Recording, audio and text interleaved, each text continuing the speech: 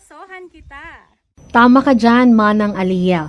Poposohan kita dahil poposohan natin ang isang purok sa Barangay Biday kung saan meron po silang problemadong poso doon. Nagsama ang Action Radio La Union at ang Love Radio La Union para ipaabot ito. Kasama natin dito sina Manny Pacquiao o Action Wally Abuan, Miss Tony Tirem, si DJ LJ, nandito rin si Manang Mariel at syempre si Manang Aliyah.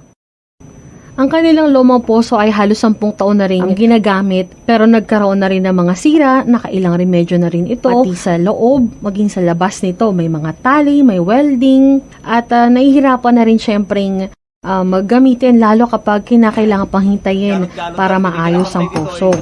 At least 20 kabahayan ang nakikinabang sa posong ito dito sa may Purok 2 ng Barangay Biday.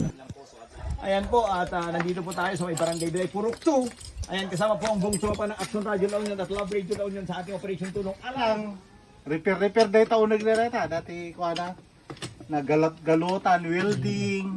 Ganda ata, ma'am. 10 years. At eto na nga, naikabit na ang bagong Jetmatic pump, ang Commonwealth ng mga residente dito sa barangay o parte na ito ng Barangay Biday. Sinampulan na rin ni DJ LJ ang pagbomba ika nga ng posong ito at nakakatuwa lang din na isipin na hindi na magiging problema ng mga residente ng Biday ang tubig kung madidelay ba ang pag-igib nila dahil nasira, dahil naayos na at brand new ang kanilang poso. Ang brand new Jetmatic pump na ito ay mapapakinabangan ng higit kumulang 400 na katao sa Purok 2 ng Barangay Biday. Abangan ang susunod na poso o susunod na barangay na poposohan natin.